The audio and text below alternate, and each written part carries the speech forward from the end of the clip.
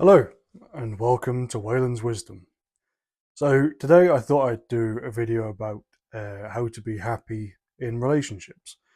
Before we get into that, though, I thought it would be a good idea to speak about um, why I'm doing a video about relationships. And the primary reason for this is that there's so much bad information out there when it comes to how to interact with uh, your wife, your husband, your fiance, your boyfriend, girlfriend, whatever. And there's a lot of really bad information out there on how to live together as well. And I'd say I'm somewhat experienced in the realm of love and the realm of how to live with other people, especially someone that you are hoping to spend your life with. And a lot of the wisdom I've received in my time has been uh, really, really bad, like beyond detrimental, like soul crushing and uh, soul shredding. Not just it'll cause a few issues, like this is what leads to divorce, and I know this leads to divorce because I have seen uh, among people who have taken on this advice and within the generations who spout this advice uh, very high levels of divorce and very low levels of commitment to each other. And so I thought this would be a good opportunity to hear from someone who doesn't have uh, a a received wisdom that they agree with, which they haven't really thought much about. Hopefully, that makes some sort of sense. But it's essentially I will impart onto you what I have learned through both experience and through um, advice that is far more sound, both logically and traditionally. And by traditionally, I mean it's worked for everyone in human history uh, up until this point, where these ideas have changed, these bits of wisdom have changed and morphed, or have been done away with and replaced with something awful, essentially. So the first piece of advice that I have received, and I've heard many other people receive, is happy wife, happy life. And well, on the surface, this sounds like a good idea. Well, surely you'd want your wife to be happy, and if your wife is happy, therefore she won't then meddle in your affairs, whether private, public, or corporate, or even personally, in terms of your mind and your soul. But this isn't how relationships are supposed to work. The idea of marriage is that it's two souls bound together into one flesh and kept together from marriage until death. Where upon the death of one of you happens, you are then separated because uh, you've now basically lost part of your flesh and the other soul. So there's no one, obviously there's no one to uh, have a relationship with if one of them's dead. So it's, um, I think, fairly reasonable logic. Uh, Now, why is this bad advice then? It seems good or it seems simple, but the problem is that it is too simple. Now, I like advice that's simple. I like advice that's digestible and advice that's easy to enact or easy to do, rather than if you need a spanner and someone tells you where to buy the nearest spanner, it's not as helpful as that person simply lending you that spanner for 5 minutes. But the problem with Happy Wife, Happy Life is that the way in which it is enacted and the way in which it's perceived in terms of I've received this wisdom and so therefore this is how I should go about enacting it is that the men who receive this advice simply think, well, if I just do whatever my wife wants, or give her whatever she wants, or whatever she says she wants, then simply she'll then be happy. But this isn't how anyone works. It's not even how. This isn't even just this. I'm not even saying this isn't how women work. I'm saying this is how nobody works. If you simply give someone whatever they want all the time, you spoil them. You essentially disallow them any kind of struggle or any meaning or any purpose, any sort of cultivation of their soul and their mind. You rob them of meaning. You rob them of any kind of excitement, of any purpose, of any work, of any striving. You rob them of vitality. And when you rob somebody of vitality, they then become a shell of themselves and they become miserable. And therefore, they're no longer happy. And so the happy wife, happy life saying, I guess you could call it, goes out the window immediately upon enacting this advice. A good piece of wisdom that I think you should know, and a piece of wisdom that I have tried to remember throughout my short time on this earth, is that everything must be like a story within your life in terms of the meaningful things, and it must be a good story. There is a common trend nowadays in which stories are not done as they have been done and are not done how they should be done, in the sense that they don't follow that particular path in which stories have usually had. You have the beginning, middle, and end. Of course, every story has that. Anything that exists has that. But you have a birth, a trouble, some kind of strife or problem. You have a resolution and then the conclusion. So there's really four main parts of a story. You could up that to five and have the build up after the birth, but just in the main kind of idea about things in the world, that's how you can look at it. So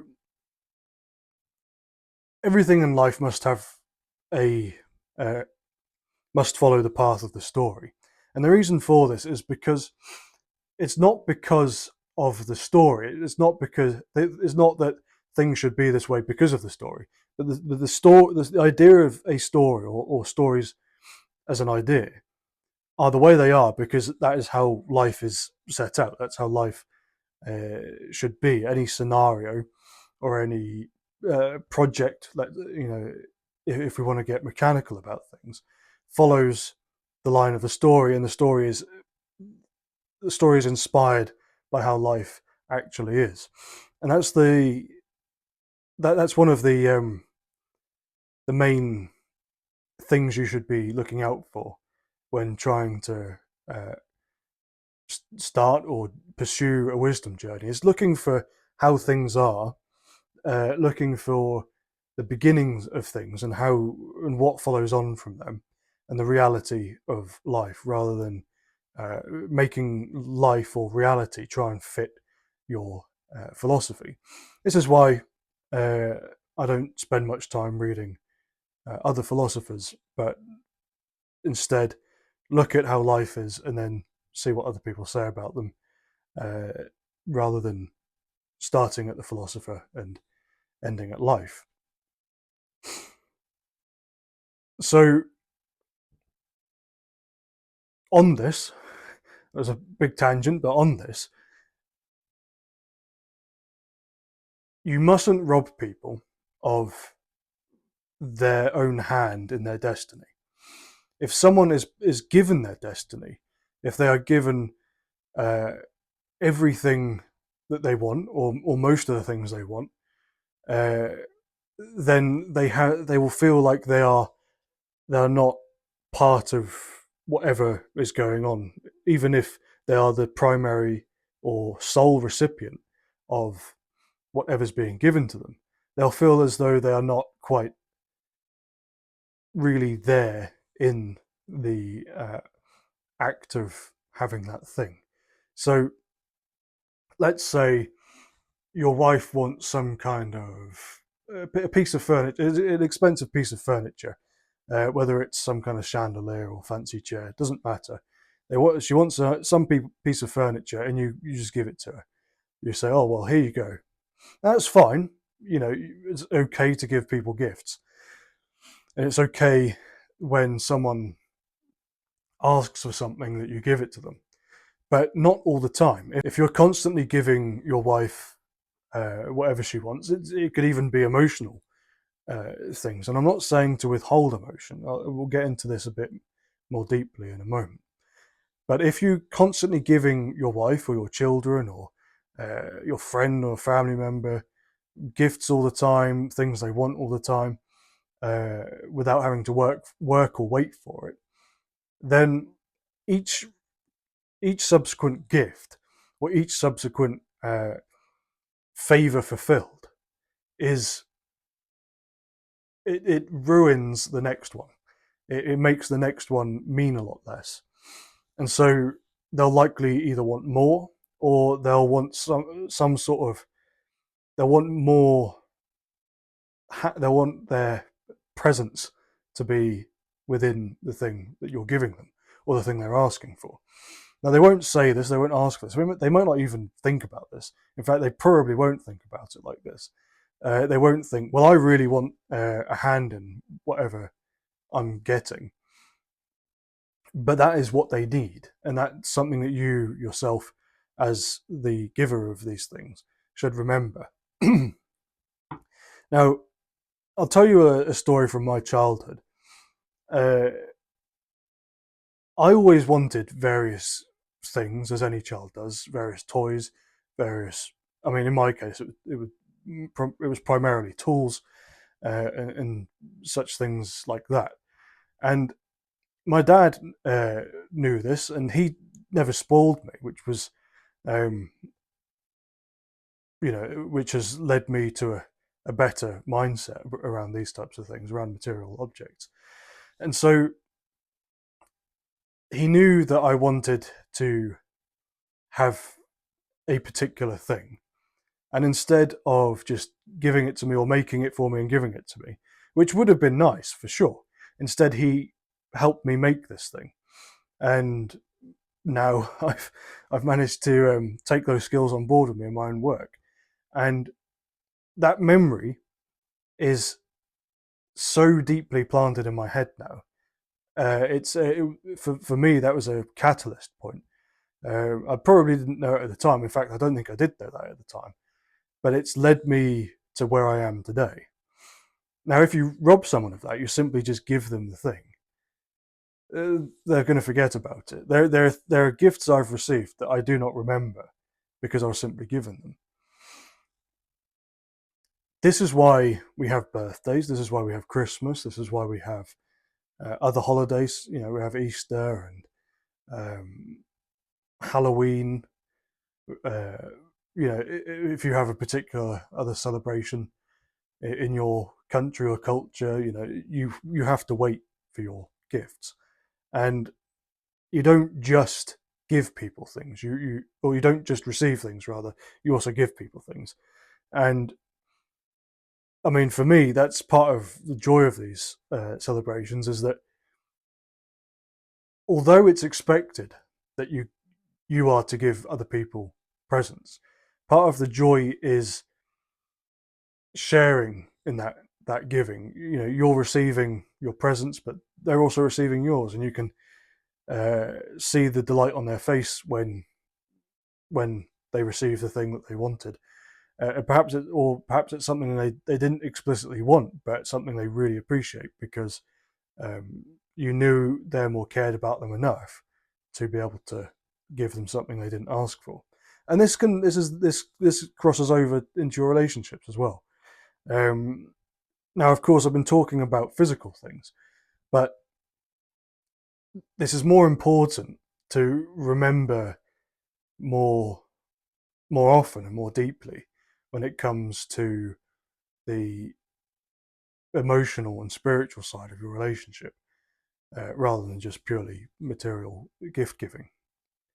So when I'm talking about emotion here, I'm not talking about you only give over your emotional side, your soft or your delicate or whatever side you like to think of it as, and on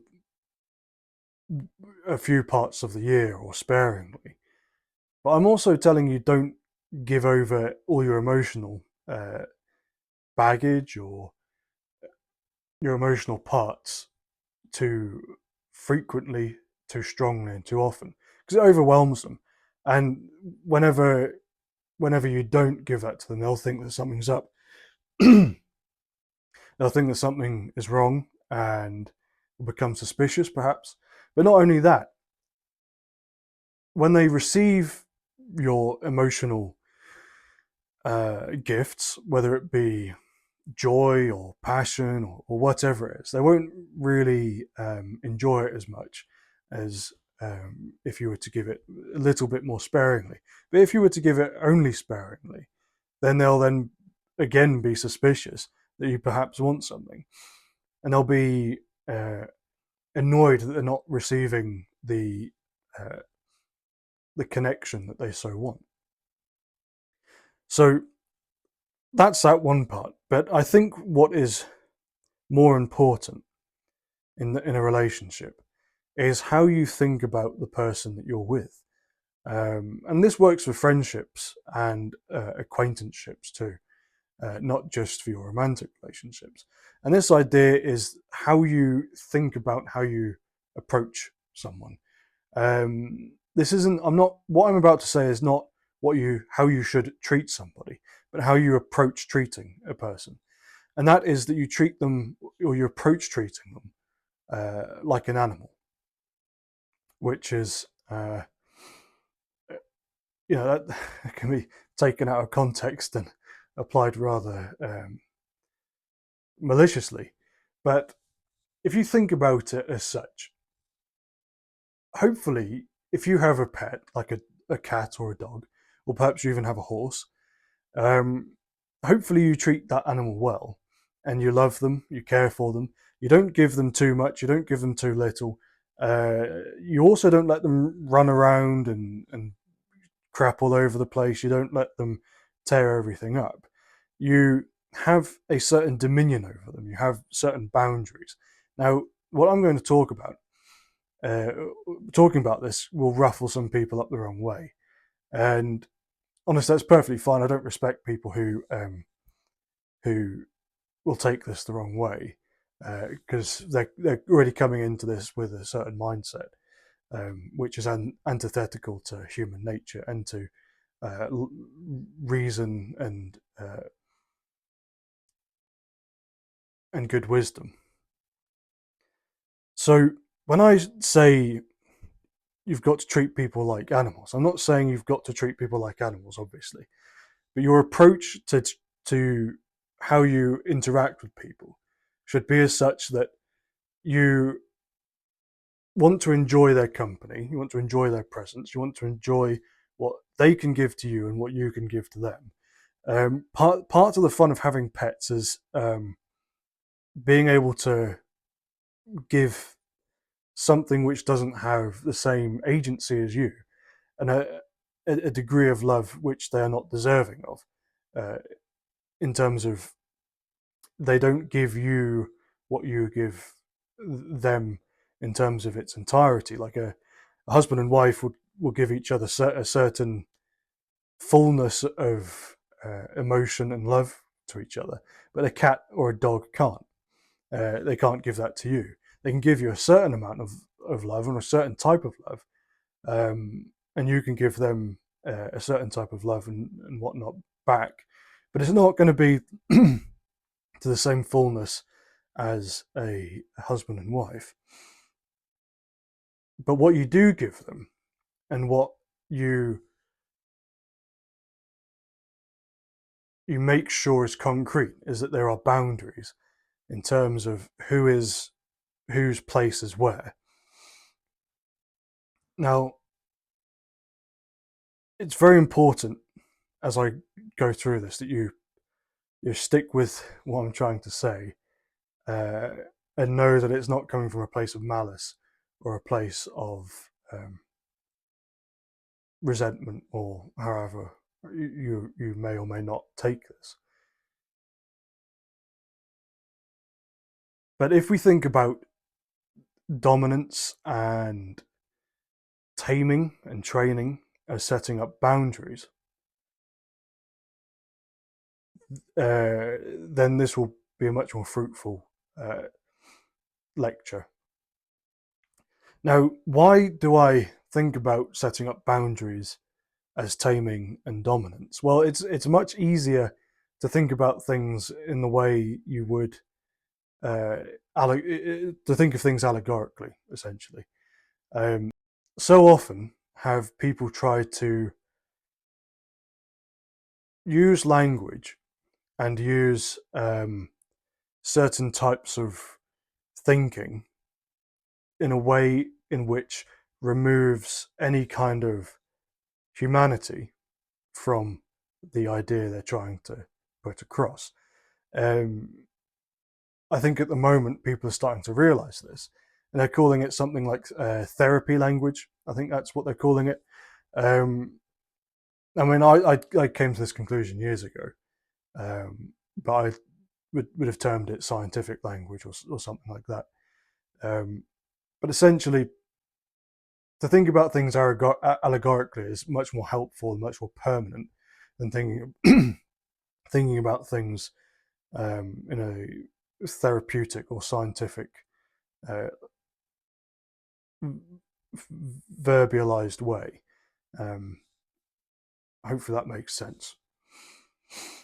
So I use the allegory of taming animals because we all kind of have within us a certain sense of how you're supposed to treat animals. Of course, this differs between culture and between individuals, but if you are a Western individual and your heritage is Western, then this will likely be something that you're familiar with. The reason for this is that Europeans were the first to conquer the horse and were the first to, and have continually used the horse to great effect. And we still use horses even today for various things. Some people even still use them for work. And most of us are familiar with this. You don't really have to know the ins and outs of taming a horse, of breaking in a horse. You don't even have to know what all the right words are or anything. It's just you should have a notion in your head that about how you treat a horse. You don't just give them as much hay as they want, as much expensive feed as they want, but you don't starve them either. You don't hit them too much, but you don't spare them the rod either. These are very simple concepts that we are slowly losing, and a certain group of people are trying to take away from our mindset. There'll be a video on that, I'm sure. So, with your partner, now this goes both ways. I mean, obviously, I'm speaking from the man's point of view, and likely you who are watching are most likely a man. It's easier to think about things like this in the way in which you should approach your relationship the way you would approach treating an animal. Now, you don't literally treat your wife like a horse or like a dog or like a cat.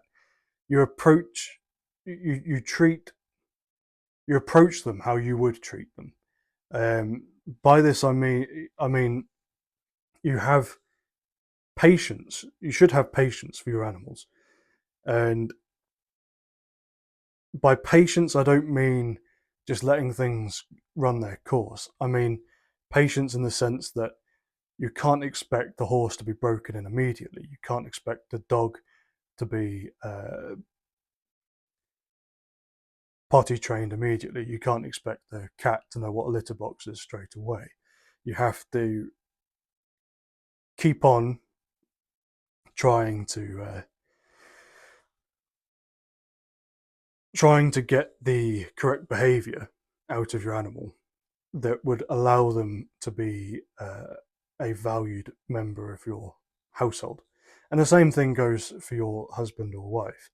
You set up these boundaries through the dominance of your will over how you want things to be. Now, patience does come with an endpoint. You can't be continually patient. This isn't being patient. This is being a worm. Essentially, you roll over and just let things happen. Patience has an endpoint, and if you keep trying, you keep trying different things as well, and you try different things consistently, as in you don't just switch from one thing to another, because that becomes confusing. If you're trying to train a dog, you don't train them in different ways each time. If they don't submit to a command, you don't then just try a different thing. You try the same thing, and if it still doesn't work, you try a different thing. That's what I mean by trying different things consistently. And the same thing goes for your relationship. If you're trying different things consistently and nothing's working, then you're going to have to reevaluate your relationship. This is why it's good to have a courting period before marriage. And it's good to have a courting period before engagement as well, so you know what you're getting into. Now, you don't necessarily need to live with the person, but you do need to understand how they themselves live. If you only ever see them in a public setting or in a social setting, but never see them in a domestic setting, then you will never know. You'll have no idea what you're getting into on the domestic side of things. So it's good to have that kind of idea. So, have them over to your house for a dinner, maybe with a chaperone or some other friend or family. Try and go over to their house and spend time with them and their family, and see what they do in terms of putting rubbish away, doing chores, that kind of thing. Now, of course, you won't be able to see the fullness of somebody's domestic life just from a dinner party setting, but you'll get an idea. And there are certain things you can do to test how somebody will be. If you see them working on anything or listen to how they speak about things, then you can get a good idea of how they are. And it would be a good idea now to talk about the courting period. And this will be coupled with the finding period or the searching period. Do not blind yourself with the availability, nor the beauty, but even the availability of somebody you're trying to court or you are courting. If somebody is really putting up some red flags, then I think you should probably think about exiting that courtship or exiting or abandoning that goal of a person when trying to find somebody to be with. You shouldn't just allow yourself to be sat with or saddled with the cheapest, most available option. Now, that doesn't mean you should have your standards so high you can't find anybody, but it does mean that you need to have some self-respect. And you need to keep that self-respect throughout your whole relationship. Now, it doesn't mean being stubborn and unmoving. That simply means that you have enough respect that if the person you're with is doing things that you cannot abide by on a spiritual or emotional or even just moral level, then you need to either make that known, or if you've made that known and and those things keep happening, that you then exit that relationship, or you then find a different course of action at the very least. Because if you're married, then just divorcing isn't a very good idea. If divorce is the only option, I pray that you don't have children. So, of course, this whole video does revolve around a rebuttal to the advice of happy wife, happy life. And this does go both ways. You cannot simply just let your partner do whatever they wish. This isn't that's not a marriage. That's a one-sided contract. You have to have an idea around your relationship.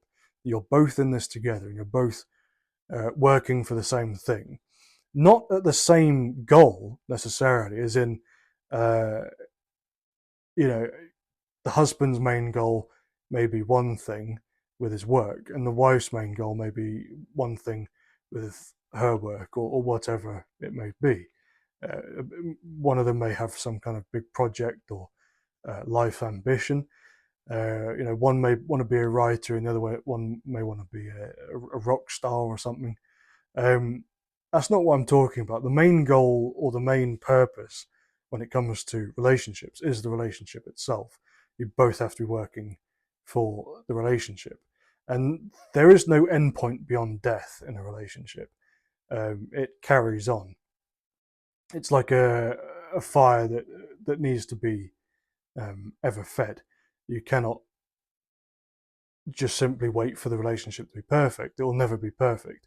Even when you're geriatrics, both sitting on armchairs reading books or watching Midsummer Murders or whatever, it's still not going to be perfect then.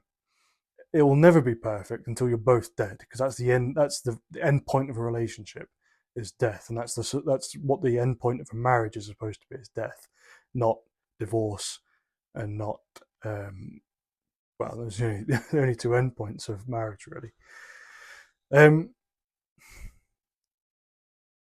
So essentially, in conclusion, there's probably more to say on relationships in detail.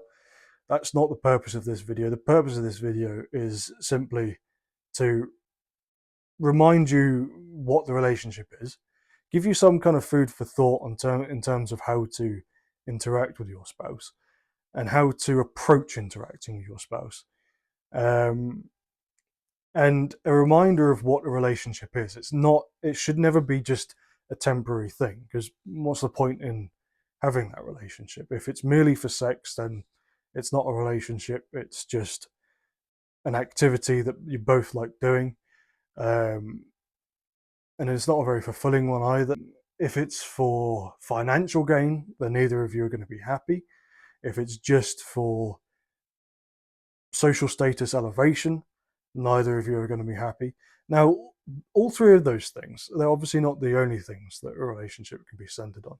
All three of those things will be a result of a relationship, or what attracts either person within a relationship. And they shouldn't be thought of as completely outrageous or completely evil things to gain or to seek for within relationships. But if they are the sole thing that is sought, or is attracted, or is the attracting force within a relationship, then that is where the evil comes into play. A relationship should be holistic. You should be wanting everything that can be gained out of a relationship, and wanting everything that can be put into a relationship. So you should be looking both for love, for genetic prosperity in your children, if you are able to have them. And children are really the main sort of idea, or the main reason for having a relationship. But you should be thinking about your relationships in a naturalistic term, and also a romantic term, but not a romantic term in the sense of some of these strange poets that we've had, where the whole meat of a relationship seems to be however much we can tell each other we love them in various different ways. That's not a relationship. That's a symptom, or a symptom sounds wrong, but yeah, it's a product of a relationship, uh, and not necessarily a good one either. If you're having to tell each other how much you love them in various different beautiful ways all the time, there's probably something wrong in your relationship. But if it comes naturally to both of you, and it's not something that you feel that you need to do, or that you feel it's compulsory, um, that's when it's coming from the right place. Is when you're not feeling uh, overwhelmingly compelled to be a certain way, um, romantically speaking. So, thank you very much for watching. Hopefully, any of that made sense, and hopefully, you can take some of that on board for your relationships or whatever you have, and come back for another video about something completely different. Thank you for watching. Goodbye.